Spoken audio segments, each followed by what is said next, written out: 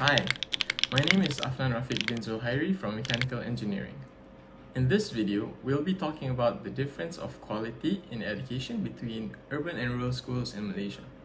So first things first, some people are born with a silver spoon in the mouth, while some others might not have the same privilege.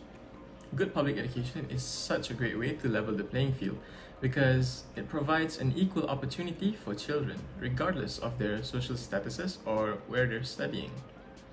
As quoted from YB good public education makes the unfair world fairer. To achieve a better developed Malaysia, the human capital must be trained to be competent from a very young age.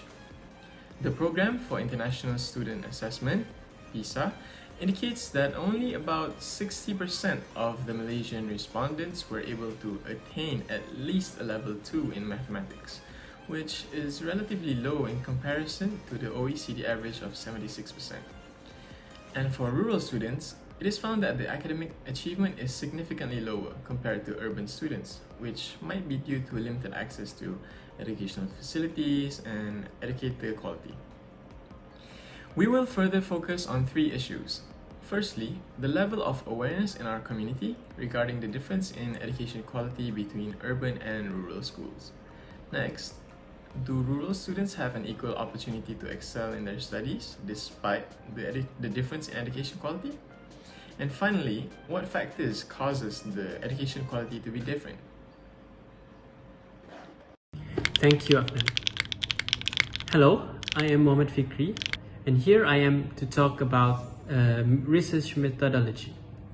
We conducted this survey by using online survey as it is the most suitable type of method that is available, as physical survey is almost impossible to do during these times of days, especially during this pandemic COVID-19 times. We use software such as Microsoft Excel to analyze and arrange all the data available. This data is considered as primary data that we obtain ourselves. The secondary data that was collected through other researchers from their articles. Therefore, before collecting their data, we have to analyze carefully to avoid any complication during the collection of the data. The respondents of online survey that was conducted are targeted among UTP students and non-UTP students. The question asked was either open-ended question, such as asking about their opinion, and closed-ended question to further refine our information obtained. For data collection and analysis, the first part of our survey is regarding the demographical data. So we asked the respondents' age range. We found out that the majority of respondents are aged 18 until 25, where this is an age of where they recently transitioned from school. And then the second question, we asked either they are students or not. So we found out that the majority are university students, and then we also found out that 37 are non-students, and then we have a minority of 3 school students. So we can say that our respondents are balanced between non-students and students.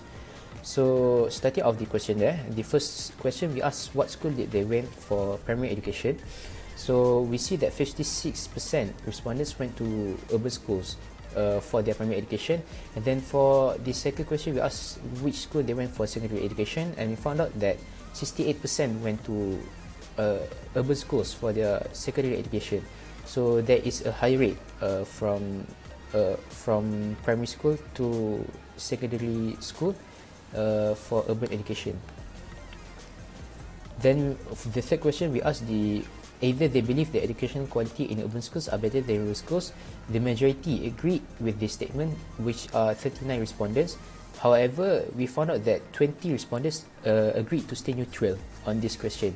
So in number 4, we asked, if yes, why do you think education quality is better in urban schools than rural schools? This is an open-ended question.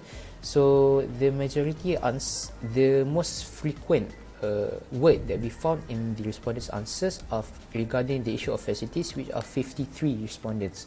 So we can see here that facilities are the main factor for the education quality in urban schools are better. And then we asked why do they believe that going to urban schools will make their results better? So the majority said yes, they agreed that their results will be better if they went to urban schools, maybe due to the facilities that they answered just now. So yeah.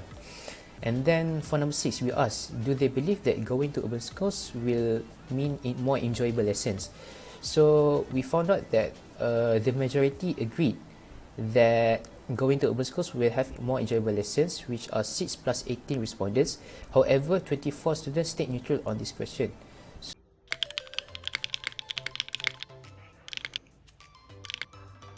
The main factors that influence the education quality is teachers' initiative. Besides that, school location, comfortable classroom, and modern technology are also example of factors that influence the education quality. Based on the survey, most of the respondents have neutral opinion about the factors that has been stated about education quality. It is believed that the success of Malaysian government in reducing education quality gap between urban and rural schools. Other than the government initiatives, ideas that can greatly improve the education quality of rural schools are having quality teachers, as they play important roles in education. The government and non-government organizations should prioritize to provide funds to improve infrastructures in rural schools. Finally, the involvement of parents in supporting their children are also another idea to improve the education quality of rural schools. So for my part, I'm going to talk about recommendation and conclusion. For recommendation, we have 3 recommendations that we can get from this report. So the first thing is we recommend to enhance the report quality and the reliability of the report. This means better data representation. So what we can do to get this is to distribute this questionnaire more widely to a lot of people, so that we can get higher sample that leads to better accuracy. Second recommendation is to get first-hand experience from the student from rural and urban area.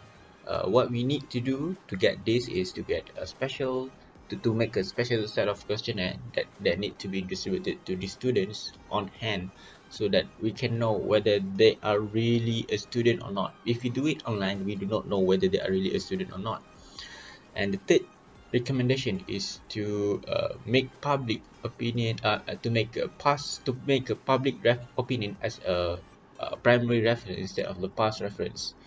The reason why we are using the past reference as our primary is that because we are catching on time and we need to meet the deadline. So it's a bit hard for us to make public opinions as our primary reference. So the conclusion that can be made from this study is actually both got vulnerabilities and strengths on their own. But when we talk about the resources, the urban has better resources than the rural. And when they have better resources, they get better performance out of the study. What we mean by better resources is that they have access to tuitions and etc., better road and stuff, so they can go to school easily. If we compare it to a rural area like Sabah and Sarawak, where they do not even have road to go to the school. And second thing is the urban parents are better equipped with the importance of education than the rural. If urban parents, they force their children to study hard, to get into college, to get better job than they do. If we talk about the rural parents, they do not really care about their children. I mean, what I mean is that they do not take it as serious as the urban parent. They don't really care about their children, whether they become, it's okay as long as they live as a human being rather than being more successful than them.